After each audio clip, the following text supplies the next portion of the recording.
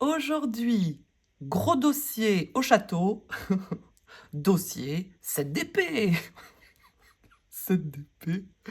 Le 7 d'épée, le dossier brûlant, l'archive.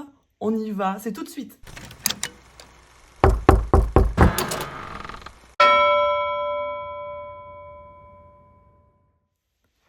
Amis du jour, bonjour, j'espère que vous allez bien. Je suis trop contente une nouvelle fois de vous retrouver pour une vidéo. Une vidéo spéciale dossier brûlant. Dossier 7 d'épée. Lui là, lui là. Cet homme infâme. Je dis cet homme infâme parce que, eh bien, j'ai une attention particulière pour cet arcane. Bon, alors vous allez me dire, oui, à chaque fois tu dis ça. Oui, c'est vrai. Mais en même temps, tous les arcanes ont des particularités. Mais cette carte quand même, quand même. Pour celles et ceux qui me côtoient dans l'intime, vous savez que cette carte a été compliquée pour moi. Mais au-delà de parler de moi, aujourd'hui, j'ai choisi cette carte parce que dans mes précédentes vidéos, quand je vous ai demandé de quel arcane vous aimeriez que je parle ou que j'interroge, c'est vrai que le 7 d'épée est très souvent ressorti. Et je peux comprendre. Je peux comprendre. Alors, vous m'auriez posé cette question il y a 4-5 ans, je vous aurais dit, bon, c'est pas vraiment le moment, parce que j'avais pas forcément... je me sentais pas encore légitime peut-être pour en parler d'elle. Mais aujourd'hui, bah, écoutez, je vais interroger déjà ces tarots-là, parce que l'idée c'est de faire parler de tarot. Et puis, au fur et à mesure de la vidéo, bien sûr, j'ai pas enlevé mes notifications, mais ça vous êtes déjà habitués.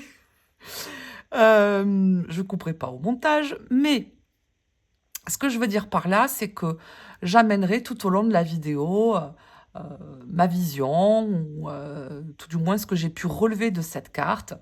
Parce que si je pourrais introduire cette arcane, si vous ne la connaissez pas ou que vous la connaissez bof bof, souvent quand vous lirez des bouquins sur le tarot, eh bien le 7 d'épée fait souvent référence, tout du moins dans le rider, parce que dans le Marseille, il n'a pas vraiment la même vision, mais on y viendra plus tard parce qu'on peut quand même faire des ponts, je trouve. Dans le 7 d'épée, vous retrouverez souvent le mensonge, le vol, la ruse, la manipulation. Et par extension, eh bien, je ne sais pas si chez vous ça vous l'a fait, mais moi ça me l'a fait très souvent. Quand on déplace un peu le regard du 7 d'épée, eh ben, on trouve une bonne partie, enfin chez moi ça s'est développé comme ça, sur le manque de légitimité, sur le syndrome de l'imposteur, sur de l'autosabotage, sur limite de l'usurpation d'identité, on en vient jusque-là, parce que oui, moi elle m'a vraiment rendu malade cette carte. Enfin, je me suis rendue malade toute seule. Et le 7 d'épée, on peut rapidement faire un raccourci auprès de ces mots-clés que je viens de vous citer, mais elle a aussi cette particularité d'être aussi tout l'inverse, c'est-à-dire d'avoir un bon esprit critique, d'avoir une stratégie claire, d'être clair envers soi-même et envers les autres. Elle peut être extrêmement précise et elle peut rapidement aller à l'essentiel, en fait, cette carte. La légitimité, ce gros problème, eh bien, il apparaît souvent, le manque de légitimité arrive souvent quand on a placé la légitimité auprès d'un diplôme, d'une institution, d'un maître, d'un titre, voyez. Et quand on a placé son niveau de légitimité envers ces prismes-là que je viens de vous citer, et que on veut être cartomancienne de profession, et ben c'est très dur.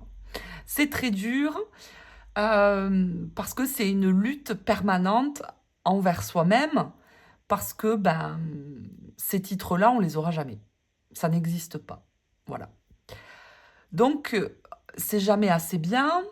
Et là, ben, derrière, en découle plein de choses. Des problèmes de doute, hein, avec un niveau d'exigence envers soi-même à être irréprochable, à jamais se tromper, à tout ça, alors que tout ça, ben, ça n'existe pas, encore une fois. Hein. Tout le monde peut se tromper, hein, même les meilleurs. Mais c'est infernal, en fait, ça s'arrête jamais, c'est jamais assez bien, c'est jamais assez fort, c'est jamais assez brillant, c'est jamais... Bref, voilà. S'enchaîne aussi une peur d'être démasqué, hein, de se dire, mais en fait, je vais faire une séance, et puis en fait, la personne en face de moi va, va, va, va me démasquer et va me démontrer par A plus B que ce que j'avance, ça repose sur rien du tout. Euh, L'illégitimité, elle peut aussi venir des mémoires hein, que l'on porte en nous, de nos aïeux, de la mémoire de notre profession. Hein. Là, je parle encore de moi, mais dans ma profession de cartomancienne, bon, ben, on porte aussi la mémoire des charlatans, de tout ça. Hein, mais ça, c'est aussi, mine de rien, ça pèse dans la balance. Hein. L'illégitimité, bref, elle peut venir tacler sur plein de petits spectres comme ça. Et pour ma part, boum, j'avais tout. J'avais tout. Et donc, bah, c'est pour ça qu'il m'a fallu 10 ans pour faire une vidéo YouTube, par exemple. Euh, Ce syndrome de l'imposteur, euh, il peut, euh, il peut se manifester au travers de cette carte du 7 d'épée. Et le 7 d'épée, eh ben, vous pouvez faire un super tirage, vous êtes super fière, super contente parce que tout colle, tout s'imbrique, c'est lisible, c'est tout ce que vous voulez. Et puis vous allez tirer une carte supplémentaire parce que vous savez pas pourquoi, mais vous la posez quand même. Et puis là, pof, vous avez un 7 d'épée qui arrive et là, il vient tout vous noircir. Et là, ben, vous savez plus, vous remettez tout en question et c'est ça qui est terrible. C'est ça qui est terrible avec ce 7 d'épée, c'est qu'il vient vous chercher sur les doutes que vous pouvez avoir envers vous-même. Il vous dit, t'es sûr là? T'es sûr de ce que tu dis là? T'es sûr de ce que tu fais? T'es vraiment prête? T'en sais vraiment assez? Vous voyez? Genre de truc. Alors on n'est pas tous égaux hein, vis-à-vis de ça. Hein. Il y a des personnes qui ont pas de problème vis-à-vis de la légitimité et c'est super. Euh, mais en creusant davantage, je me suis rendu compte aussi que la légitimité, euh, elle mettait aussi en cause une certaine morale quand même. Et avant d'attaquer mes tirages, je vais lire un petit extrait de la légitimité de Comte Sponville qui note la notion de légitimité est à l'interface entre le droit et la morale. La légitimité, c'est la conformité non seulement à la loi, la légalité, mais aussi à la justice ou à un intérêt supérieur. Et c'est vrai, hein. Et vous voyez, bon, je synthétise tous ces propos, hein, mais un tribunal, donc par extension, une autorité supérieure, un mentor, tout ça, le peut s'il est assez fort et assez juste. Mais c'est aussi comprendre qu'il peut se tromper. Bon, je vous synthétise ces propos, mais ça veut dire ça. Et là, il dit une phrase très juste. C'est pourquoi la seule instance de légitimation reste la conscience individuelle. Et ça, c'est vrai. Ça, c'est tellement juste. La conscience individuelle. Parce que le 7 d'épée, il vient aussi nous porter un regard vis-à-vis de ça. Quand il vient dans un tirage que vous vous faites à vous-même, par exemple, et que vous avez un 7 d'épée en centrale qui domine le tirage, par exemple, eh bien, il vient vous poser la question, ce que tu entreprends, ce que tu fais, ce que tu crées, est-ce que pour toi, c'est moral? Est-ce que tu le fais avec un vrai sens éthique, avec une éthique, avec un sens, un sens moral? Ça, j'ai mis du temps à le comprendre, je vous avoue. Ça, j'ai mis du temps à le comprendre parce que je me sentais tellement illégitime vis-à-vis de ma pratique, vis-à-vis de ce que j'entreprenais, qu'en fait, moi, à chaque fois, je le percevais dans « c'est pas assez ». Ce que je fais, c'est pas assez bien, c'est pas assez précis, c'est pas, je suis pas à un niveau qui mérite d'être professionnel. Tout ça, tout ça. Et c'est pour ça qu'elle m'a fait mal, cette carte. Quand j'ai tout doucement déconstruit tout un tas de choses, bizarrement, elle apparaissait beaucoup moins dans mes tirages. Elle venait beaucoup moins me troller. Parce que j'étais beaucoup plus sûre de moi. Et c'est aussi par extension, je vous parle de ma démarche personnelle, qui m'est propre. C'est arrivé à un stade où, j'en parlais avec une amie à moi ce matin, quand elle est passée me voir, petit coucou, ma poulette, c'est d'arriver à juste accepter ce que l'on est et de l'accepter totalement. Alors, ça ne veut pas dire de se conforter dans ce qu'on est et après de sombrer dans de l'autosuffisance, c'est pas ça. C'est juste de dire, voilà, moi je suis capable de faire ça. Je peux peut-être me tromper, oui. Mais en tout cas, je le fais avec toute ma morale en conscience de ne pas vouloir mal agir ou de le faire pour les bonnes raisons et comment dire, de le faire avec une certaine éthique. Voilà. Et ça, une fois qu'on l'accepte, en fait, c'est accepter simplement d'être soi, tout simplement. Dans ses failles, dans ses forces, et d'être au clair vis-à-vis de ça. Mais tout ça, ça demande du temps.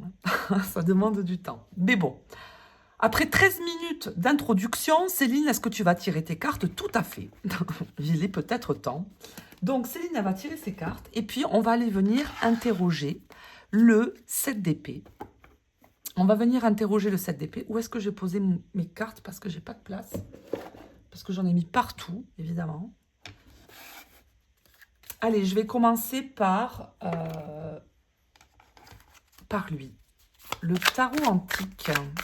C'est un rider classique, mais j'ai bien sûr enlevé mon 7 d'épée. Oh!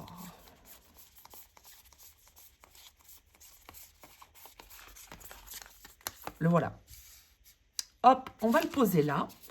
Et puis, on va aller lui poser des questions pour voir ce qu'il va nous répondre. Et je vais poser la même question à mes 3 autres tarots pour voir leur angle de vue qu'ils peuvent porter sur eux-mêmes. Et on va voir. Allez. Petite confession du 7 d'épée.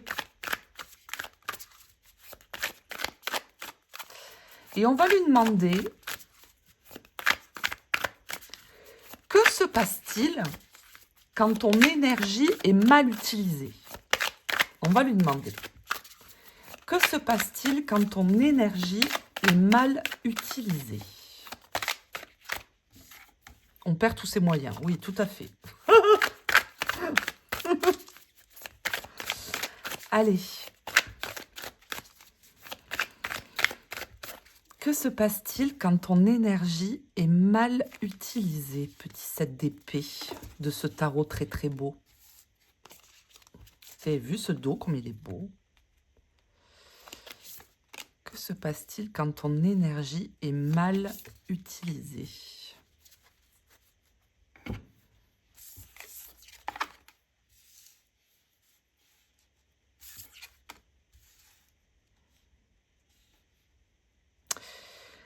Quand cette énergie du 7 d'épée est mal utilisée, eh bien, on est dans un niveau de confusion terrible. On est dans le 2 de bâton qui regarde ce roi d'épée avec ce valet de denier. Ce qui veut dire que ce 2 de bâton, déjà le 2 de bâton, c'est une carte qui... alors, c'est une carte qui demande à réfléchir à une stratégie future. Qu'est-ce que je veux vraiment? Et qu'est-ce que je vais mettre en place dans ma vie pour aboutir à ce que je veux vraiment? C'est ça, enfin pour moi dans le 2 de bâton, c'est ça. Et là, quand elle est mal aspectée, la 7 d'épée, c'est quand ton énergie est mal utilisée, eh bien, non seulement je ne vais pas arriver à démarrer quoi que ce soit, valet de denier. C'est-à-dire que je vais voir, vous voyez, ce valet qui se tourne vers le roi, hein, tel, comme s'il portait les idées du roi. Vous voyez, enfin, c'est comme ça que je le vois. Il a les idées, il les a là, voilà. Alors, elles sont brillantes, les idées, hein. Elles sont géniales, hein, parce que le roi d'épée est brillant. Hein. Mais par contre, tout de suite, vous voyez, c'est le 2 de bâton qui arrive et qui vient encore réfléchir parce que c'est comme si les idées du roi d'épée n'étaient pas suffisantes. Et donc, il y a vraiment une inertie de non-action. Et le 7 d'épée, ici, quand il est mal utilisé, eh ben on tourne en rond. On est là avec ses idées, son réceptacle. Voilà. On a un trésor dans les mains. Mais on regarde le trésor, on regarde ses idées brillantes, on regarde notre stratégie. Ah ouais, ça serait génial si je pouvais faire ça, ça, ça, ça, ça et ça. Mais, hop, on retourne dans le 2 de bâton. Ouais, mais bon, du coup, cette idée, ouais, c'est pas mal, mais je sais pas trop comment l'amener. Et si je fais ça, en fait, c'est brouillon.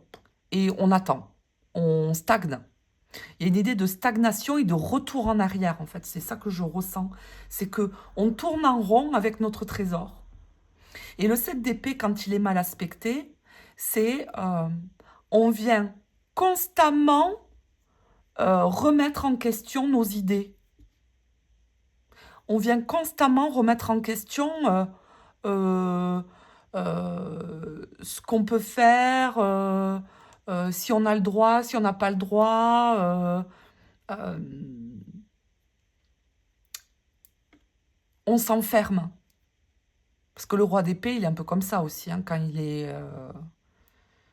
est mal positionné, il est complètement enfermé sur lui-même. Hein. C'est terrible. Hein. Et là, c'est ce que je ressens, vous voyez. Donc, vous voyez, ce qu'il dit de lui, c'est que mal aspecté, je vais te faire tourner en bourrique, ma pauvre fille.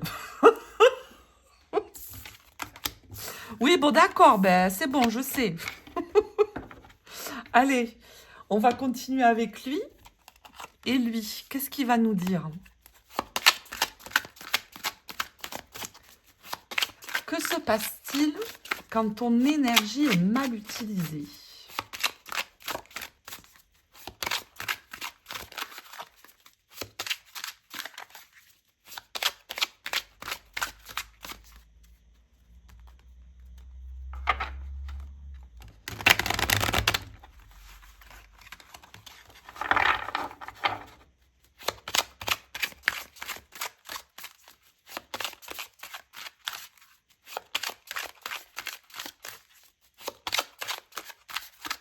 Alors, quand tu es mal utilisé cette d'épée, comment tu réagis?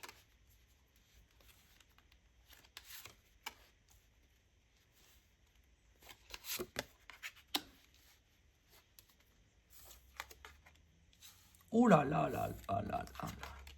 Oh le cauchemar. Oh le cauchemar. Ah, c'est dur, hein. Il est dur, hein. Il est dur. Quand son énergie est mal utilisée à ce 7 d'épée, vous voyez, il y a encore, vous voyez, cette énergie de tourner en rond, là, hein, vraiment, avec ce 8 d'épée. Hein. C'est quand son énergie est mal utilisée. Ah, je vais mettre ma pièce. Voilà. Quand son énergie est mal utilisée, eh bien, on ne va pas prendre en considération notre puissance. Je m'explique. Quand il est mal utilisé, lui, on a une idée brillante, un coup de génie, hein, mais vraiment. Hein. On a un coup de génie, mais on va se dire, non, mais c'est beaucoup trop niché, ça ne marchera jamais. Même si c'était notre chemin.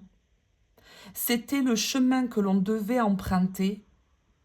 C'était la direction que l'on devait prendre pour nous-mêmes, nos aspirations, euh, nos, nos, notre ambition, que sais-je, eh bien, on va fournir tout un tas de mauvaises raisons. Il va fournir tout un tas de mauvaises raisons pour ne pas accéder à ce jugement. C'est je rêve, je suis, je vous dis une bêtise, je suis fonctionnaire, j'en ai plein le dos de mon métier, je rêve dans ma vie d'être kinésiologue de métier, brillante idée, pour mon évolution, pour mon âme, mais par contre, le 7 d'épée va venir donner tout un tas de justifications sclérosantes pour faire retomber le soufflet, pour ne pas accéder à notre rêve, pour ne pas accéder à notre vérité d'incarnation. C'est ça, hein. Enfin, moi, c'est ce que je lis là. Hein. Il est dur, lui. Hein. La vache. Lui, il va pas avec le dos de la cuillère. Hein. Oh, il plaisante pas, lui. Hein. Ah oui. Ah oui. Et vous voyez, on est quand même dans le royaume du mental, hein, là. Hein. Ça se passe au niveau de la psyché. Hein. Ça ne se passe pas au niveau de la matière. Hein. C'est-à-dire que concrètement, peut-être que j'ai les moyens de poser 2 ans sabbatiques sans perdre mes droits, que j'ai suffisamment de cotiser pour m'offrir cette formation, que concrètement, je n'ai pas de difficultés majeures dans mon foyer pour entamer une nouvelle formation. Mais en fait, avec ce 8 d'épée, c'est oui, mais c'est trop difficile, et puis j'y arriverai pas, et puis j'ai pas le niveau, et puis il faut avoir un don pour faire ce métier, pour faire ce métier.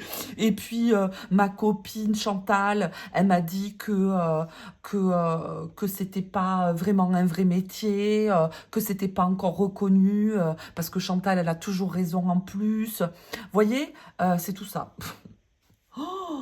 Oh là là là là, lui il vient tacler la légitimité et le fait de ne pas croire en soi, hein, vraiment. Hein. Il est fort avec ce jugement, hein, c'est dur. Hein. C'est dur. Hein. Moi je mets la pièce là alors qu'il y a des poupous juste là. Pff, super Céline, bravo. Bon, ok. Allez, je continue avec un autre jeu pour voir la vision des autres. J'ai pris quoi? J'ai pris le green glyph.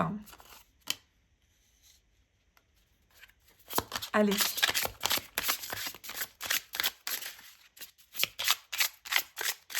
Et toi, petit 7 d'épée, qu'est-ce qui se passe quand ton énergie est mal utilisée?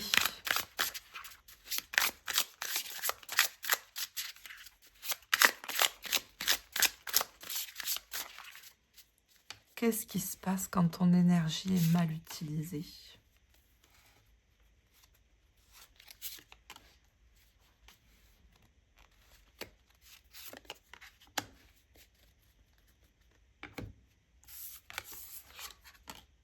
Oh là là là là là là. Vous avez vu? J'ai encore le 8 d'épée en centrale. C'est fou, hein? Avec ce monde. Ce 7 d'épée mal utilisé dans son énergie, il va vous faire, encore une fois, mais vous avez vu, hein, les 3 jeux ont répondu, pas tout à fait pareil, mais on s'y rejoint quand même. Hein. Le fait de tourner en rond, le monde 8 d'épée. C'est vraiment rester dans sa zone de confort, le monde 8 d'épée. C'est ça, hein, ça c'est la zone de confort, hein, ah, mais je le vois. Plutôt que d'aller chercher cette as de bâton. J'ai la passion de monter mon auto-entreprise dans les bougies.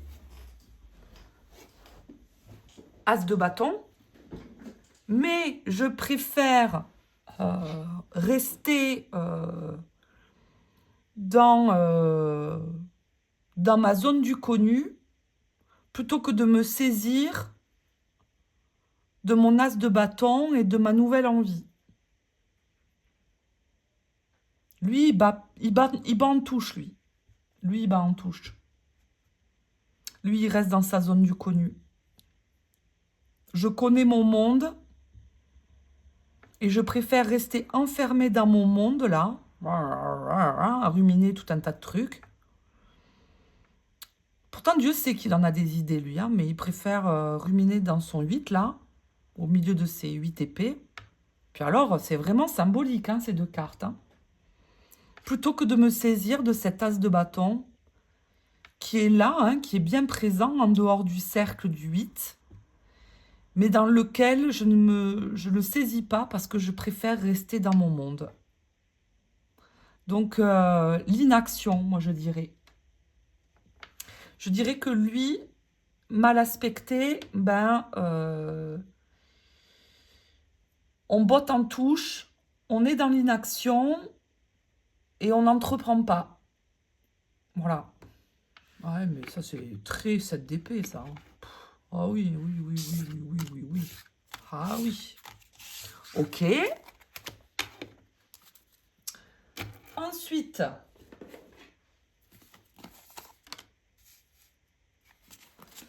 allez, on va voir avec lui. Tarot de Marseille.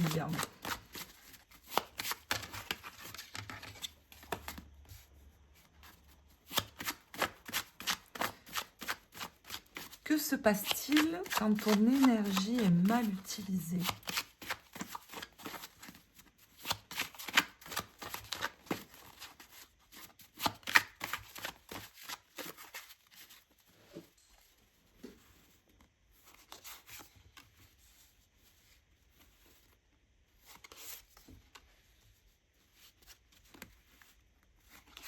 Qu'est-ce qu'il est beau ce dos. Oh là là. J'aime bien. Hein.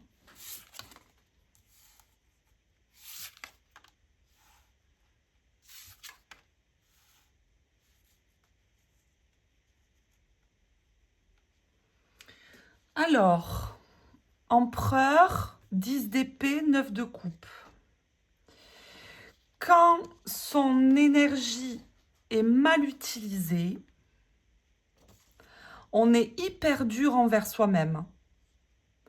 Mais alors, vraiment, vraiment dur envers soi-même. C'est un truc de fou. Hein. Il y a un manque cruel de confiance dans ce tirage. Ah oui.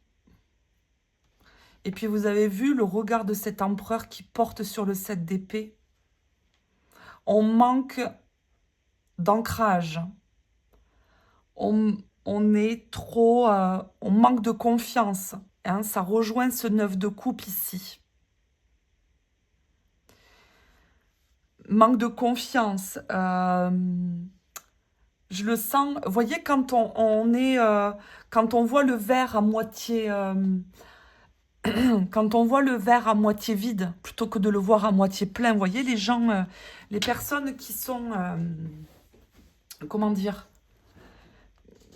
qui se disent que c'est pas possible, qu'ils vont pas y arriver, qu'ils n'ont pas les capacités, euh, c'est tout ça quoi que je ressens là. Manque de confiance, du pessimisme. Ouais, dis donc la vache, Céline, il t'a fallu un quart d'heure pour trouver le mot. Beaucoup de pessimisme là. Le 7 d'épée. Mais après, vous voyez, là, je ne suis pas étonnée que ça soit plus quelque chose d'intérieur, un travail personnel, introspectif. Parce que le 7 d'épée, euh, c'est souvent un travail intérieur hein, que je ressens. Et là, c'est l'idée de se dire tout est foutu, de toute façon, c'est pas la peine. Euh, on est à plat, en fait. On est fatigue mentale euh, et du pessimisme. Plutôt que de cultiver quelque chose d'optimiste, on préfère se réfugier dans... ouais, je sens beaucoup de... Ouh là, ce 10 d'épée avec ce 9 de coupe, hein, on est vidé hein, au château, là. Hein. On est fatigué, hein. C'est-à-dire que ça nous semble insurmontable, le 7 d'épée, là, vous voyez, quand il se présente. Ce que tu veux entreprendre, vers quoi tu te diriges, c'est vachement chouette, ça peut peut-être te plaire, mais oh là là, il y a tellement de trucs à faire, pff, flemme, quoi. Vas-y, je suis crevée, là, j'en peux plus. Hein. Et puis, franchement, j'ai pas l'assise pour pouvoir le porter, ça. Hein. Vous voyez, cet empereur enfermé entre ce 7 et ce 10 et ce 9 qui est pas beau, là. Oh là là, j'aime pas. Hein. Donc, vous voyez, c'est vraiment... lui, il vient plutôt mettre en lumière notre manque d'estime envers nous-mêmes aussi. Hein. Parce que ça joue aussi, ça, hein, dans le 7 d'épée, hein, le manque d'estime qu'on a envers soi-même. Hein. Après, c'est dur de positionner la juste estime. Hein. Entre la surestime et la sous-estime, c'est dur de trouver le bon curseur. Hein. Mais là, ce que j'y vois, c'est ça. J'ai pas les épaules pour porter tout ça. C'est trop lourd, trop dur. Manque d'estime, manque de confiance. Ah oui. Ok, bon, on avance. Allez, je continue. Je vais repartir avec...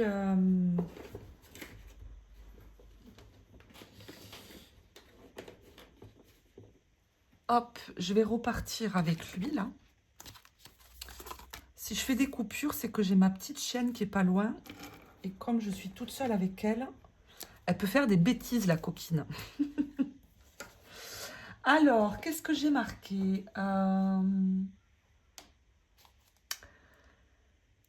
Quelle fonction remplis-tu dans le tarot? Quelle fonction? On va voir, hein. S'il faut, je me trompe sur toute la ligne. Hein. Quelle fonction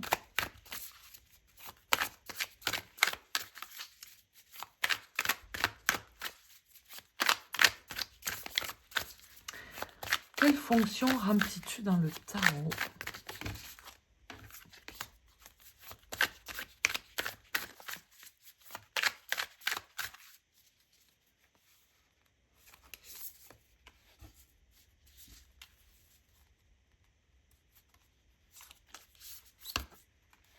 Oh là là.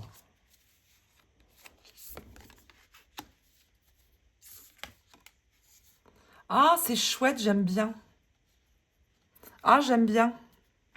Ah, coucou. Ah, j'aime bien. Ah, j'aime bien. Enfin, vous avez compris, j'aime bien. Alors, quelle fonction utilises-tu dans le... quelle fonction, pardon, remplis-tu dans le tarot? Je viens te questionner sur ce que tu veux vraiment. Et si tout disparaissait, qu'est-ce qui resterait debout? Si on t'enlevait plein de trucs et quel rêve resterait debout en fait? Il vient vous questionner sur vos souhaits, sur vos rêves, sur vos aspirations, sur ce que vous voulez entreprendre, créer, réaliser, tout ce que vous voulez. Oui, mais, et ça c'est le propre du 7 d'épée. Hein. Ah, il est trop beau ce tirage, j'aime trop. Si tu déconstruis ce que tu dis vouloir vraiment,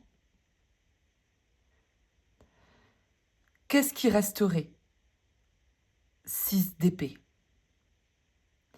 Vous savez, des fois, ce qu'il veut nous dire, là, le 7 d'épée, c'est que des fois, on a des vœux, on a des souhaits. Ah, si tout était possible, je sais pas moi, je changerais de boulot, je changerais de mec, j'en sais rien. Faites ce que vous voulez. Mais des fois, on a des rêves, on a des souhaits qui sont pas forcément pour les bonnes raisons. Et là, c'est ce qu'il nous dit, c'est si tu viens déconstruire ton 8 d'épée, lui, là, il vous aide à aller à l'essentiel. Il vous aide à sortir de votre esprit toutes les choses qui sont obsolètes, qui n'ont rien à faire là. Il vient réduire le champ de vision de manière à obtenir vraiment ce que vous voulez. Parce que ça, c'est ce que vous voulez vraiment. Vous voyez, on a rassemblé l'essentiel pour le mettre dans sa barque et se tirer. Mais pour ça, moi souvent, le 9 de coupe, vous savez, c'est souvent la carte des grands vœux, des souhaits, c'est la wish card, hein, elle est souvent très belle cette carte. Mais moi, ce que j'y vois souvent dans le 9 de coupe, c'est que souvent, il y a des souhaits, des rêves qui restent à l'état, vous savez, latent de rêve. Ah, mais quand j'aurai du temps, je ferai du patin à glace. Ouais, ben en fait, tu feras jamais de patin à glace ta vie. Ah, mais j'ai toujours dit, quand je serai à la retraite, j'irai faire des randonnées dans les Pyrénées. Euh, euh, Et puis, tu arrives à la retraite, et puis cette personne ne va jamais dans les Pyrénées parce que c'est beaucoup trop loin de chez elle. Ouais, mais là, en fait, dès ce week-end, tu peux commencer à y aller dans les Pyrénées, tu vois. En fait, c'est ça, ce 9 de coupe. Souvent, moi, ils viennent me voir en me disant c'est chouette, hein, tes rêves, hein, c'est bien sympa, hein, c'est cool, hein, c'est joli, c'est très beau. Je dis pas le contraire, je dis pas que c'est pas bien. Je dis juste que est-ce que ils sont vraiment réalisables et est-ce que c'est vraiment possible? Et lui, il n'a pas le temps, en fait. Lui, son rôle, c'est pas de te passer la brosse à reluire et de te dire oui, oui, c'est très bien tes rêves, tu as raison de continuer d'espérer. Non, il te dit déconstruis tes trucs là autour de ton souhait que tu veux là et va chercher ce qui est possible. Commence à te mettre en chemin, commence à entreprendre des choses, commence à y aller, fais ton petit pas pour accéder à ça et tu verras que en fait ton souhait de départ va se transformer. Parce qu'il faut arriver à dépasser ce 8 d'épée. Ok. Il est... Voyez? Et c'est là, dans ce sens-là, où oui, quand on traverse ça, et qu'il nous met ça dans la tronche, lui, ah ben ça fait mal, hein. Ah ben, vraiment, hein, ça fait mal. Mais ça a le mérite d'être plus clair, plutôt que de rêvasser dans son œuf d'épée, dans son œuf de coupe, pardon. Parce qu'entre rêve et réalité, vous savez, des fois, il y a un monde, hein. Donc, lui, il vient quelque part te remettre l'église au milieu du village, quoi. Voilà. Non, et c'est bien sympa, hein, tes rêves, là. Mais va peut-être falloir actionner des trucs, là, hein. Parce que tes fausses excuses, là, 8 d'épée, tes, ta petite mauvaise foi, là. Oui, mais j'ai pas le temps. Oui, mais je peux pas. Oui, mais... Alors, je dis pas. On a tous et toutes des excuses. Moi, la première, hein. Mais là, dans l'interprétation de ce tirage, c'est ce que je... C'est ce que je lis. C'est ce que je lis. Ok. On va poser la même question au triomphi. Hop. Allez, mon coco. Tu vas nous dire quoi, toi?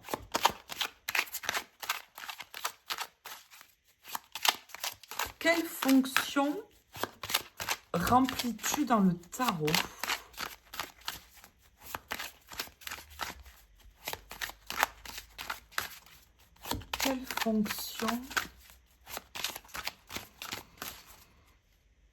Quelle fonction remplis-tu dans le tarot?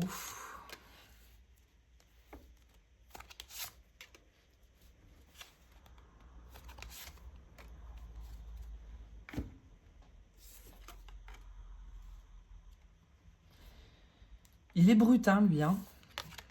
Oh là là là là là là là là. La tour. Oh là là là là là là là là. Mais qu'est-ce qui se passe là au château? Bah dis donc, ça lui tient à cœur, hein, son rôle à lui, hein. 3 majeurs, merci. Alors, je reprends la question. Quelle fonction remplis-tu dans le tarot? Je viens avec perte et fracas te donner une prise de conscience, la tour. La tour, et c'est ce que je vous disais un petit peu tout à l'heure, vous savez, quand vous faites un tirage et que vous êtes très content, et puis que le 7 d'épée arrive et que ça vient tout décaniller. Bon, ben voilà. C'est la tour, hein, qui vient tout décaniller. Et puis, il vient amener roue de fortune, le chariot, et puis il ne va pas de main morte, hein, le chariot. Hein. Il vient amener un autre angle de vue. Parce que lui, il va venir vous questionner sur le pourquoi vous faites ça. Pourquoi vous voulez déménager? Pourquoi vous voulez changer de boulot? Pourquoi vous voulez vous séparer de Patrick?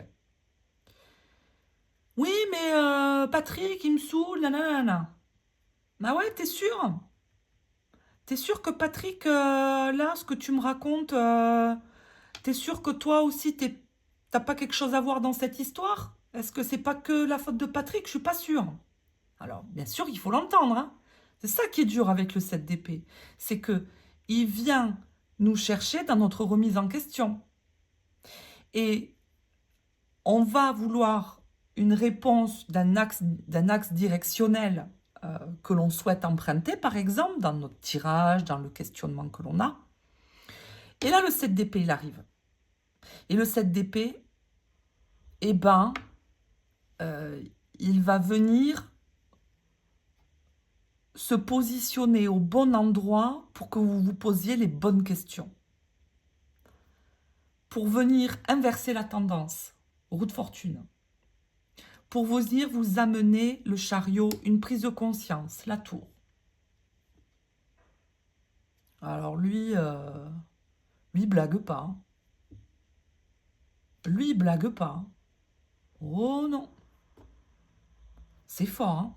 3 majeurs, dis donc. Il avait envie de causer, lui, hein. t'as intérêt à me prendre au sérieux, en fait. Parce que moi, quand j'arrive, ben, je suis pas un 2 de denier ou un 7 de denier ou un 2 de coupe, hein, d'accord? Moi, je suis le 7 d'épée, en fait.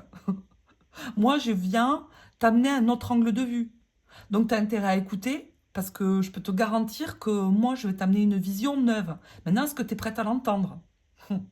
Moins sûr. C'est ça, hein, qui nous dit. Hein. Oh là là, dis donc, bah, faut pas te fâcher comme ça. Chez oui, dis donc. Bon, on continue. Le Green Glyph, ça va être quoi sa vision à lui? Quelle fonction remplis-tu dans le tarot?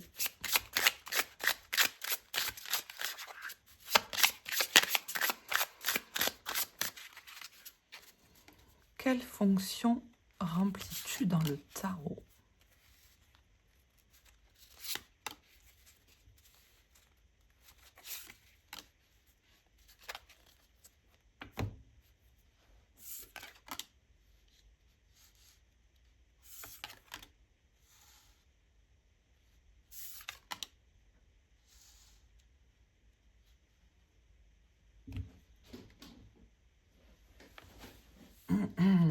Alors, quelle fonction remplis-tu dans le tarot? On a 2 cavaliers avec un 10 de denier en centrale.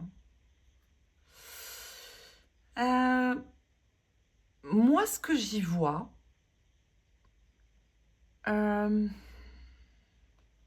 j'y vois une certaine part. Et en plus, j'ai un empereur en dos, là. J'y vois une certaine part... je sais pas pourquoi je dis ça. C'est de l'arrivisme que j'y vois avec ces 2 cavaliers, là. Le cavalier avec ce 10 de denier, ici. J'y vois une certaine part d'arrivisme.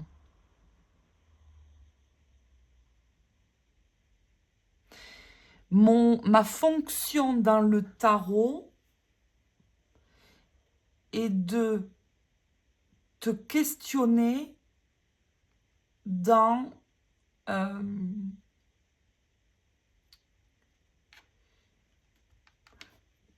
comment dire? Ma fonction dans le tarot est de te questionner dans tes assises, dans tes fondamentaux. Voilà. Ouais, j'y vois ça. Et puis, armé de ces 2 cavaliers, quand même, c'est quand même assez fort, quoi. C'est quand même assez fort.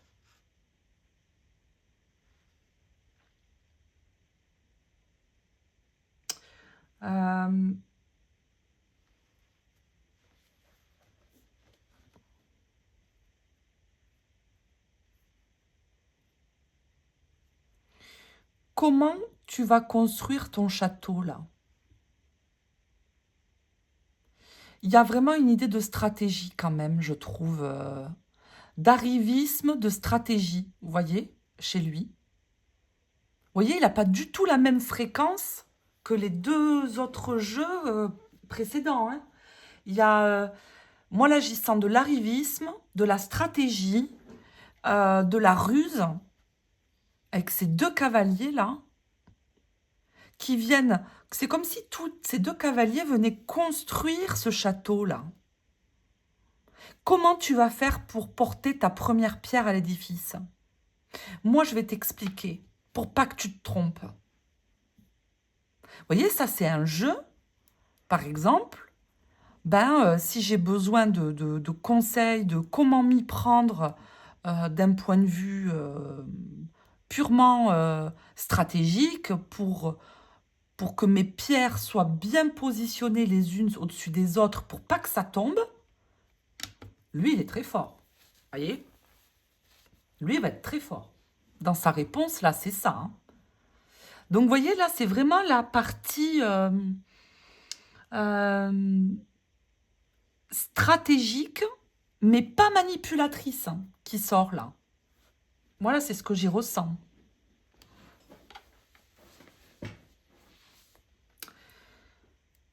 Ouais, tout faire pour que ça tienne, pour que ça se structure, ça... Ah oui, moi là, j'y vois la stratégie, complètement. Ah oui. L'art de l'intelligence, cavalier d'épée. Du bon timing, cavalier de coupe. Un bon esprit critique. Un esprit sain dans un corps sain. C'est ce que j'y ressens là. Ok. C'est chouette, j'aime bien. Vous voyez, la nuance avec les deux autres jeux précédents, là, c'est rien à voir. Ok, j'aime bien. Allez, je continue. J'essaie d'aller vite hein, pour passer les questions quand même. Parce que sinon, je peux m'étaler 3/4 d'heure hein, sur un tirage. C'est bon.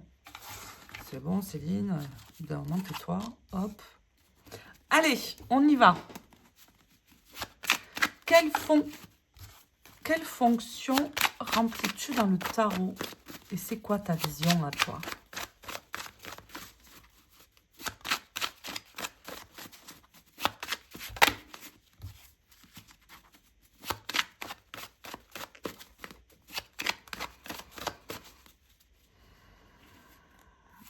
Quelle fonction remplis-tu dans le tarot? C'est beau ça, oh là là. 4 de bâton. Oh là là, la tour. 3 de bâton. Oh ben là, c'est assez limpide hein, quand même. Hein. Là, c'est assez limpide, c'est qu'ils viennent nous bousculer dans notre zone de confort. Hein. C'est 3 de bâton, 4 de bâton, c'est vraiment ça. Hein. C'est que là, il vient nous bousculer. Il vient nous bousculer. En fait, il vient nous faire passer du 4 pour aller au 3. Donc là, le 7 d'épée, il vient nous dire, et si tu sortais un petit peu de ta maison, là, si tu sortais un petit peu dans ce que tu sais faire, tes consultations privées avec tes consultants, pour aller tirer les cartes en face d'une caméra. 3 de bâton. Mais entre-temps, faut la tour. Ouais. Pas facile à appréhender hein, quand elle arrive la tour. Hein. Mais la nature humaine est ainsi faite, quelquefois il faut avoir une tour pour comprendre. Et là, c'est ce qu'il nous dit le tarot, c'est le 7 d'épée. Ici, c'est mon rôle, c'était quoi la question? Ma fonction que je remplis dans le tarot, c'est de te sortir de ton cadre, de ce que tu sais faire, pour t'amener une prise de conscience, la tour, pour voir plus loin parce que tu es capable de plus grand. Tu es capable de, pas de mieux faire, mais de faire autrement pour élargir ton angle de vue, pour élargir ton monde de demain, plutôt que de rester dans ton 4 là. Oui, mais je suis bien moi dans mon 4. Non, ça suffit. Ça suffit, on a dit, d'accord? Tu t'arrêtes. Il faut que tu comprennes que non. Donc, 3 de bâton. Parce que le 7 d'épée amène au 3 de bâton, c'est-à-dire à avoir quelque chose de plus, ouais, de plus élargi, de voir d'autres couleurs, de voir d'autres pays, de voir d'autres visions, hein, de voir quelque chose de plus large. Ok, lui, il a un rôle d'éclaireur hein, quand même. Hein. Ce 7 d'épée dans ce tarot, il a un rôle d'éclaireur, mais aussi d'amener de manière peut-être un peu brutale la tour, que rien ne dure. Si tu crois que tu peux rester dans ton 4 de bâton éternellement, tu te trompes parce que rien ne dure, ma pauvre fille. Tout peut s'arrêter comme ça. Donc, avant que tu te confortes dans cette situation, je préfère t'alerter, la tour, parce que je te montre ce nouveau chemin et ce 3 de bâton qui t'attend. Mais c'est une preuve d'amour. Qu'est-ce que vous voulez que je vous dise? Oui, bon, quand la tour elle débarque, excuse-moi, hein, t'auras beau m'aimer.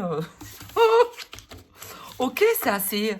Ok, c'est chouette, j'aime bien. Hein, vous avez vu ces réponses? C'est fou. La tour, quand même, elle est sortie 2 fois. Hein. Donc, c'est quand même... Vous voyez, dans la signature de cette carte, hein, quand même. Hein, c'est pour ça que cette carte, elle vient autant troller. Hein, c'est qu'elle est quand même brutale. Hein, vous voyez, au vu des cartes qu'on a eues. Hein. Ok, on continue. Il est là. Je vais boire un coup. Excusez-moi un instant. Allez, je continue avec une autre petite question. À quel moment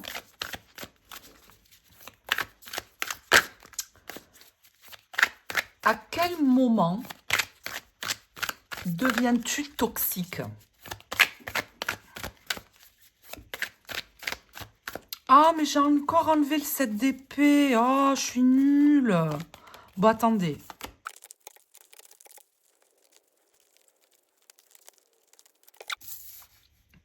Allez, on y va.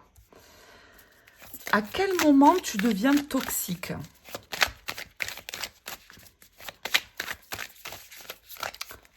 À quel moment tu deviens toxique?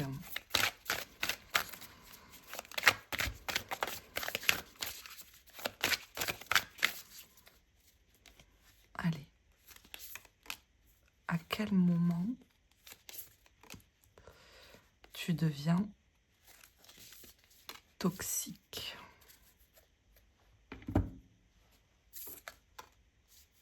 Oh là là. Tiens. Voilà. Le diable et 2 as. T'es. On en parlait hein, tout à l'heure de la morale. Hein. Eh oui. Eh oui. À quel moment tu deviens toxique? Cette carte peut devenir toxique si dans nos aspirations, notre morale, nos valeurs, ce que vous voulez, ce qui vous définit en fait, est un peu trop, je dirais même trop, excessif. Par exemple, si on fait les choses de manière excessive, posséder pour posséder, voyez, avoir pour avoir, rester pour rester, prendre pour prendre. Vous savez, les trucs quand on fait des trucs de manière excessive parce qu'on n'en a jamais assez. Voilà. Ah, ça arrive à tout le monde, hein. Ça arrive à tout le monde, des moments où, vous savez, on veut avoir raison à tout prix, on veut, euh, euh, on veut absolument, en fait, on veut absolument détruire un espèce d'équilibre qu'il y avait, et pour des raisons personnelles, de vengeance, de mauvaise foi, d'orgueil, de ce que vous voulez, le diable, eh ben on va diriger tous ces trucs-là vers, euh, vers, je vais mettre ça pour les cucus, voilà. Mettre tous ces aspects-là de nous vers de la possession, qu'elle soit physique ou charnelle ou tout ça. Bon, ben lui, Lui, oui, il peut devenir toxique, quoi. Il peut devenir, toxique à souhait, quoi. Et là, il peut être hyper mal aspecté, quoi. Lui, si vous lui demandez des leçons de manipulation, il va vous les donner, hein. C'est pas un problème, hein. Ah oui. Là, il le dit bien, hein. Oh, c'est assez limpide, hein.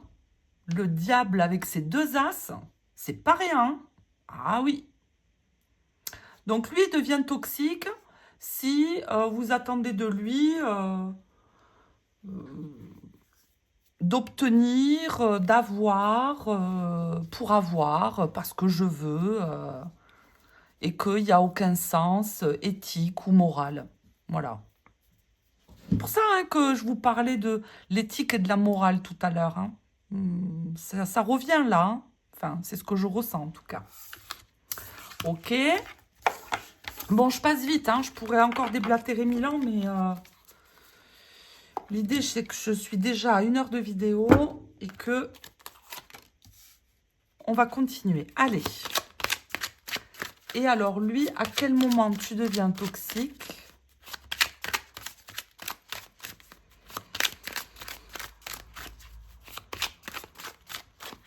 À quel moment tu deviens toxique, cette d'épée?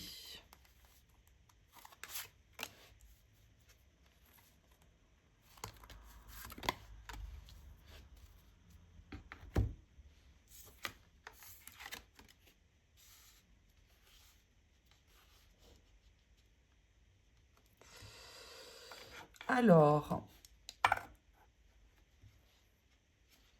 ce 7 d'épée devient toxique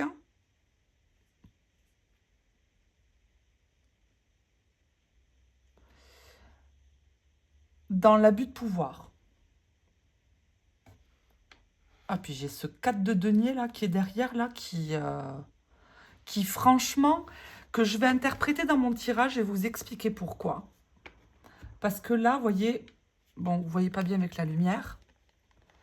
Vous voyez, on a cet homme qui garde, qui est là, avec ses 4 deniers, c'est à moi. Et vous voyez, cette espèce d'entité qu'il y a derrière, c'est comme si cette entité reflétait ce tirage. Vous voyez, c'est comme si, hop, enfin, c'est comme ça que enfin, qui m'a interpellée tout du moins. Et là, à quel moment je deviens toxique? Je deviens toxique dans le fait de ne pas lâcher, de jamais lâcher prise, de jamais en avoir assez, de jamais être satisfaite ou satisfait de ce que l'on a. Exemple, j'ai un tirage, je fais mon tirage, pour moi, gna gna, je tape 3 cartes, on me donne une réponse, non, ça ne me va pas. Hop, je vais retirer un autre tirage avec la même question. Hein. Non, c'est toujours pas ça. Je prends un autre jeu. Ah, là, nan, nan. En fait, ça me fait penser à ça. C'est qu'on n'est jamais... le 7 d'épée, il devient toxique si on vient trop être... de trop en rajouter, de trop en faire, de ne jamais accepter la situation comme elle est et d'être, vous voyez, ce 7 de bâton, le 3 de bâton, le 6 de bâton, il y en a du bâton là. Hein. Et alors ce 7 et ce 6 qui englobent ce 3 de bâton, c'est vraiment, je mets toute mon énergie, toute ma conscience, tout mon orgueil hein, pour avoir ce que je veux, pour arriver à avoir ce 3 de bâton, vous voyez. Je veux ça, j'aurai ça. Et ça a la même teinte que ce 4 là. D'obtenir pour obtenir. En fait, ne pas accepter de lâcher prise, ne pas accepter de ne pas savoir. Ne pas accepter que les choses n'aillent pas dans notre sens, par exemple, ou quelque chose de ce registre-là, vous voyez. Il y a vraiment une idée de pas lâcher dans ce tirage. Hein. Limite de la colère, de l'acharnement. Ouais, voilà, l'acharnement, c'est ça. C'est pas la colère, c'est de l'acharnement. Pas pareil. C'est quand on est trop acharné. Quand on est trop acharné, il devient toxique, lui. Hein. Lui, je pense que, au son, vu des tirages précédents, on n'a pas intérêt à venir le chercher pendant 100 ans. Hein. Ah oui. On va nous remettre à notre place, lui. Hein. Ah ouais, tu veux vraiment avoir? Attends, je vais te guider, mais alors, t'inquiète pas, tu vas être servi, ma pauvre. Et c'est là où on a des tirages qui sont complètement décousus, quoi. Ok, j'aime bien sa vision à lui, là. Allez, je continue. Je continue avec le green glyph. À quel moment tu deviens toxique? J'espère que ça vous plaît, que ça vient peut-être enrichir votre vision du 7 d'épée. Ou n'hésitez pas à me dire en commentaire si vous n'avez pas du tout la même vision du 7 d'épée, ou si elle est plus... si cette carte est plus souple avec vous, ou si vous n'aviez pas vu tous ces aspects-là. Ça m'intéresse, on a tous et toutes des visions différentes des cartes, je pense. Et on n'a pas le même parcours hein, aussi avec certaines cartes. Parce qu'on est tous différents, encore heureux. Donc, moi là, je vous amène que ma vision et mon interprétation. Hein. Alors, lui, à quel moment tu deviens toxique?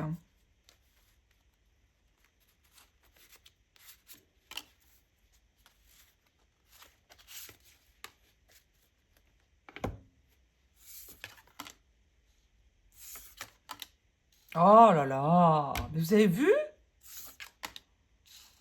Oh là là. Je dis oh là là parce que... encore un 8 d'épée, quoi.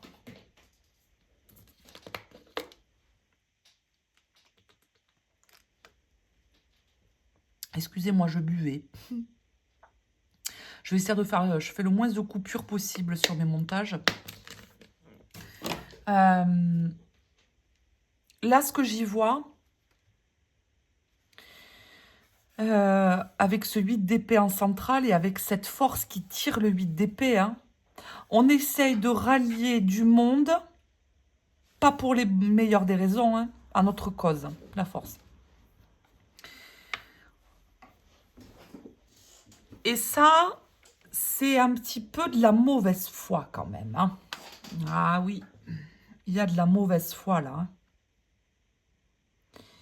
C'est 3 de denier. J'entreprends des choses autour de moi, des projets, des nouveaux objectifs, des nouvelles collaborations, ce qu'on veut, des nouvelles choses. Mais j'ai mon angle de vue, je vais y amener ma notion, ma vision, coûte que coûte. Je ne baisserai jamais la garde.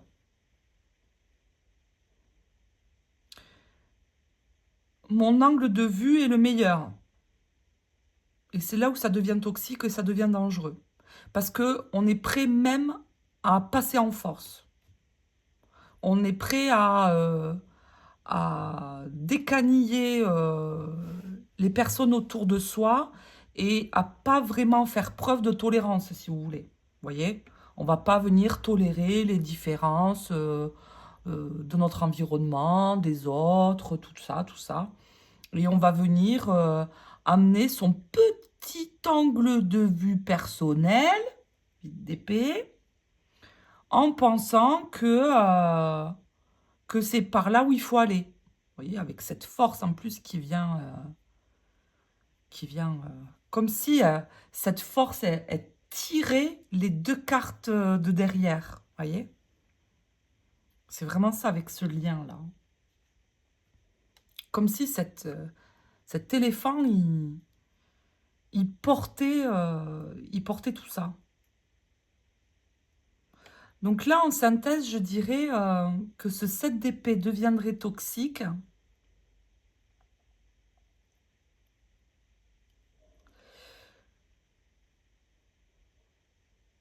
s'il refuse de reconnaître ses erreurs et qu'il veut passer en force auprès du plus grand nombre et auprès de son environnement. 7 d'épée. Ouais. Moi, j'y vois ça. Ah ouais, c'est fou, hein. Cette force est très forte, là. Hein. Comment elle traîne son 8, là. Il y a aussi ce que je ressens de la victimisation. Je ressens aussi ça. Oui, mais tu comprends, c'est pas de ma faute parce que tu comprends, j'ai pas le temps, et puis j'ai pas les moyens, et puis je peux pas, et puis à cause, j'ai pas les bonnes chaussures pour aller courir, et puis il fait nuit trop tôt, et puis voilà. Il y a un peu de, hein, mauvaise foi. Hein. On traîne sa mauvaise foi. Hein. Donc c'est dur d'amener un point de vue différent. 3 de denier. Ok. D'accord, je prends. Allez. Avec toi là.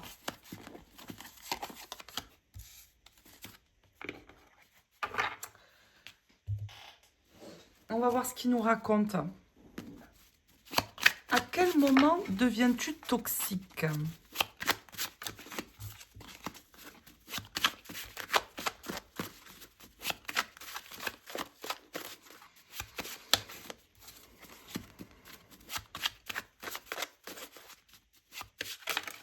Ah, il glisse ce jeu, il est pas encore fait.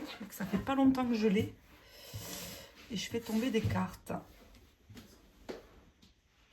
Hop. Allez. À quel moment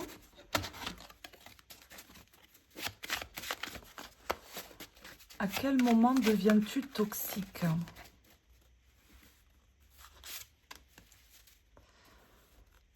À quel moment deviens-tu toxique ?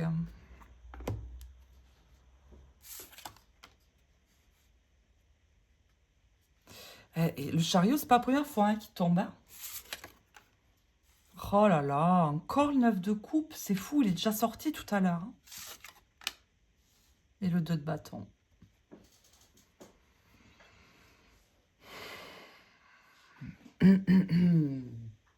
Alors, moi, ce que j'y vois là, avec ce 2 de bâton et ce chariot, à quel moment deviens-tu toxique ?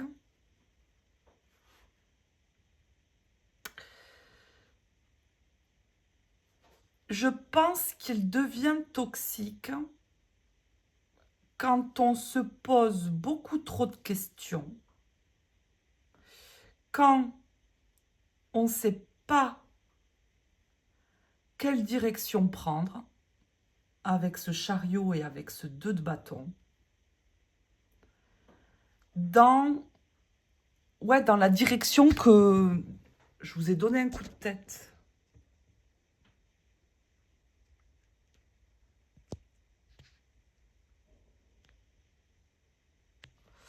Je suis désolée, je vous ai donné un coup de tête. Oui, je disais, donc dans la direction que je veux... Ce 7 d'épée devient toxique quand on ne sait pas à quel sein se vouer. Quand on manque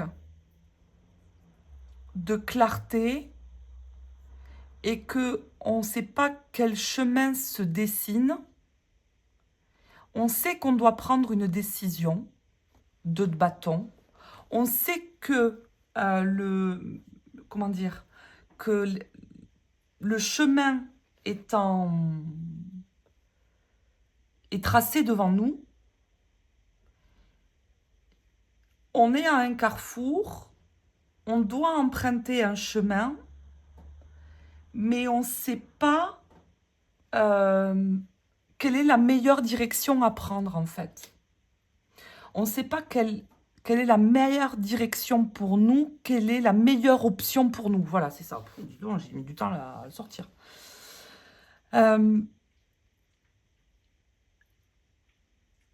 Ce 7 d'épée, je pense qu'il peut nous tirailler à l'intérieur dans ce qu'on veut vraiment, dans nos souhaits. Le 9 de coupe, là, représente les souhaits que l'on a, mais avec ce chariot et avec ce 2, vous voyez, on est vraiment dans deux directions opposées.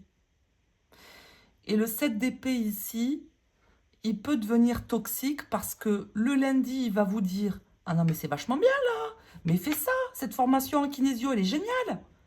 Et puis mardi, elle va vous dire « Non, mais en fait, reste factrice à la poste parce que en fait, ton boulot, il est vachement bien et que patati et que patata. » Moi, c'est ce que j'y ressens là. C'est les deux chemins différents et on ne sait pas lequel prendre. Et c'est ça qui peut être problématique avec cette carte. Alors, je ne sais pas si je serais arrivée à couper, mais je devais faire sortir ma petite chienne qui est en train de râler. Donc, je disais, pour reprendre, que ce 7 d'épée peut être toxique si on ne sait pas la direction que l'on doit emprunter. Et en fait, ce 7 d'épée, il va nous faire perdre du temps parce que, pour lui, il faut bien étudier les deux chemins qui se profilent devant nous.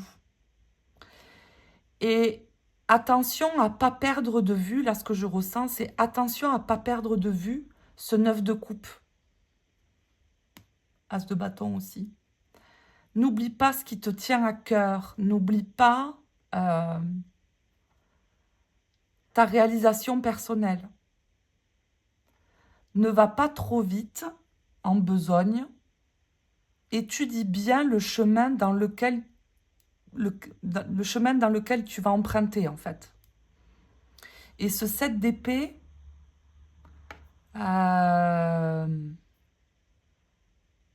niveau stratégie, je le trouve pas dingue quand même. Hein. Je le trouve pas dingue. Moi, je pense que sur de l'introspectif, il peut être très fort, mais dans la stratégie, dans la matière, dans le chemin dans lequel emprunter, bof, bof. Hein. Bof, bof. Moi, je le trouve pas très à l'aise, là, vous voyez, parce qu'il sait pas trop. Et il peut devenir toxique, c'était le sens de la question. Ok. Ok, j'aime bien. Alors, je vais faire une dernière petite question. Je vais essayer d'aller vite. Je ne vais pas remettre le 7 d'épée dans la pioche, hein, c'est bon. Et là, quelle question je pourrais lui poser? Est-ce que tu es un stratège ou est-ce que tu es un survivant? Quelle position tu as vis-à-vis de ça? Et on va juste tirer 2 cartes.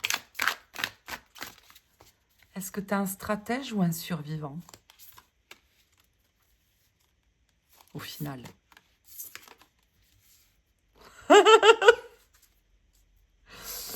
Roue de fortune, 4 de bâton. Ok. Là, ce qu'il me raconte, c'est...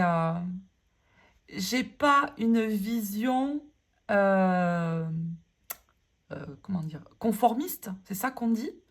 J'ai pas une vision conventionnelle parce que je peux changer d'angle de vue à tout moment.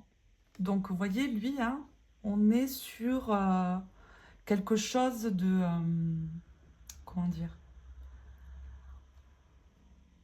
C'est pas très ancré, hein, il peut répondre d'un côté comme de l'autre, hein. Et là, vous voyez, quand je lui pose la question, est-ce que tu es un stratège ou un survivant? Moi, je pense que l'idée à lui, c'est de sauver sa peau, 4 de bâton, mais qu'à tout moment, il peut inverser la tendance. Je peux te surprendre à tout moment, mon ami. J'aime bien. J'aime bien, moi, être surprise, hein. Mais en fait, il y a quand même une idée finale, 4 de bâton, de sauver sa peau. Comme une espèce d'instinct de survie, voyez, 4 de bâton, de rester les pieds sur terre. Mais à tout moment, il est prêt à inverser la tendance. Donc, méfiance avec lui. Il faut rester méfiant. Donc, je dirais méfiance parce qu'il peut être... je pense que c'est un survivant. Je pense que c'est un survivant. Plus survivant que stratège. Quoique les deux, quand même. Je dirais les deux. 50-50 parce qu'avec la roue de fortune, quand même. Et toi, est-ce que tu es plutôt stratège ou survivant? Tu essayes de sauver ta peau ou tu es plutôt là pour être stratégique? C'est quoi ta signature?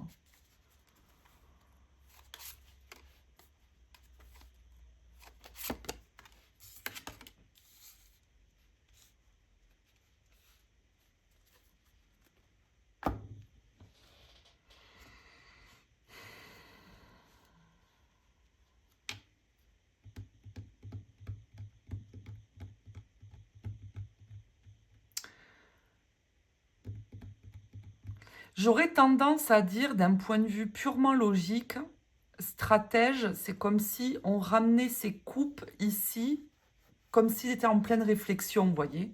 Donc, j'aurais tendance à dire stratège, même si j'ai quand même un peu de survivant, quoi. Parce que stratégie, mais parce que j'ai pas le choix. Vous voyez? C'est ce que je ressens là.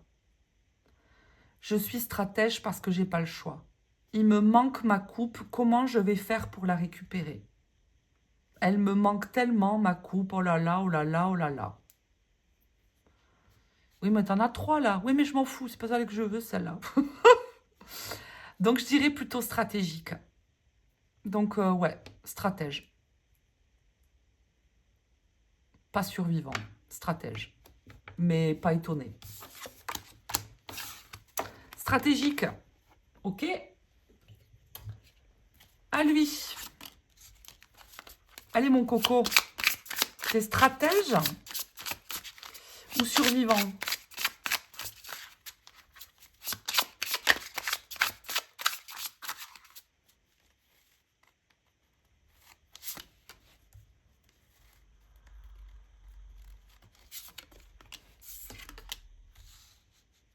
Survivant. Pouah, complètement. Ah oui. 3 d'épée, roi de coupe.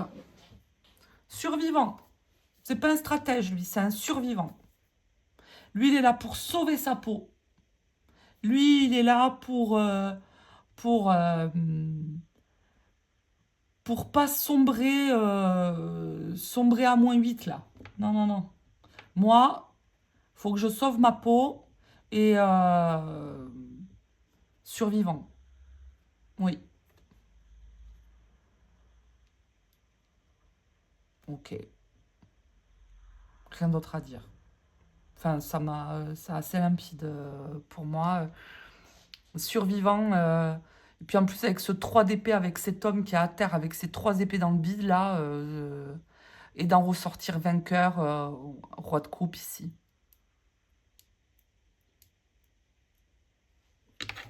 J'aime bien. Ok. Et le dernier,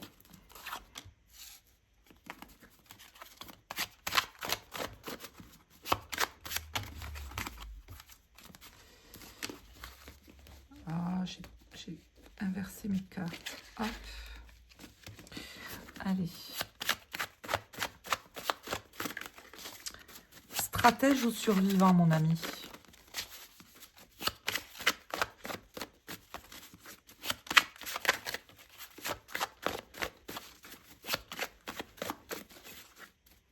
T'es plutôt stratège ou survivant? Qu'est-ce que j'aime ces dos? Oh là là, mais moi je... Oh là là, vraiment, ce jeu... Oh là là là là là là. Et ben alors là, si ça sent pas la stratégie, ça au château...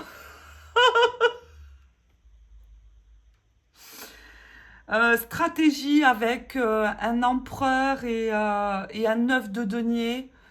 On n'est pas encore dans le 10 avec le 9, hein, donc on est là, on continue, on persévère. Hein, c'est la carte de la persévérance pour moi, hein, le 9 de denier. Hein, on continue.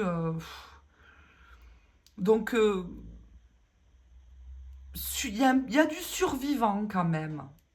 Mais il y a quand même une certaine stratégie, quand même. Parce que on ménage pas ses efforts hein, dans le 9 de denier, là. Surtout avec un empereur. L'empereur est apparu souvent hein, dans ce jeu. Hein. Donc je dirais quand même stratège, quand même. Stratège. Plutôt que survivant. Mais une stratégie qui est quand même un peu personnelle, vous voyez. Parce que dans le 9 de denier, moi j'y retrouve beaucoup d'individualisme. Dans le 9 de denier, dans le Marseille. S'individualiser, vous voyez. Donc il y a vraiment une partie stratégique, mais pas forcément envers le monde, mais plutôt envers soi. Se perfectionner soi, s'améliorer, mais tout ça dans une démarche assez, assez ambitieuse, individualiste, mais envers soi-même. C'est ce que je ressens. Mais attention de ne pas être trop dur envers soi-même parce que avec un empereur, il n'est pas des plus... il n'est pas des plus doux quand même, hein, l'empereur. Donc moi j'y verrai ça. Stratège, mais envers soi-même. Surtout. Pas forcément vers le monde. Voilà. Bon, est-ce que mes petits tirages vous ont plu? Parce que moi, c'est ça qui m'intéresse. C'est est-ce que ma vision vous a aidé, vous a élargi votre champ de vision par rapport à ce 7 d'épée? Je ne vais pas revenir à mon intro, mais c'est vrai que moi, ce 7 d'épée, il m'a longtemps coursé, mais en fait, il me semble maintenant, avec le recul, que ce travail a été nécessaire pour que je comprenne tout un tas de choses. Même si par moments, ben, des fois, il me surprend de revenir, mais je ne le vois plus avec le même œil, avec le même regard. Il est un peu plus adouci, mais c'est peut-être aussi que j'ai un regard peut-être un peu plus doux envers moi-même aussi. J'ai moins de... je me fais moins mal. Donc c'est peut-être ça. Dites-moi en commentaire si comment vous le percevez, vous percevez cette carte et tout ça.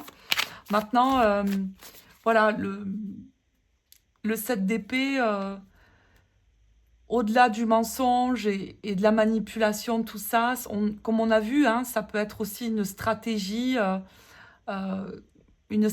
consciente, mais sans manipuler pour autant. Ça peut être aussi un 7 d'épée il sait que la frontalité expose, mais que la discrétion protège, vous voyez. Donc, c'est souvent dans cette posture de retrait comme ça, qui invite, ça je l'ai vu dans plusieurs tirages auprès de séances que je fais, où il faut plutôt se retirer plutôt que d'y aller en frontal, hein. En synthèse, le 7 d'épée, il y a aussi un art, l'art de l'intelligence, du bon timing, de l'esprit critique. Et pour moi, tout ça, c'est un art. À la clarté de l'intention, mais aussi il vient montrer des zones à éclaircir. Et c'est souvent ça que j'y vois dans le 7 d'épée. Maintenant, est-ce qu'on est prêt à éclaircir ces zones-là? Et ça, eh bien, c'est souvent l'avenir qui nous le dit, hein. Des fois, on n'est pas forcément prêt sur le moment.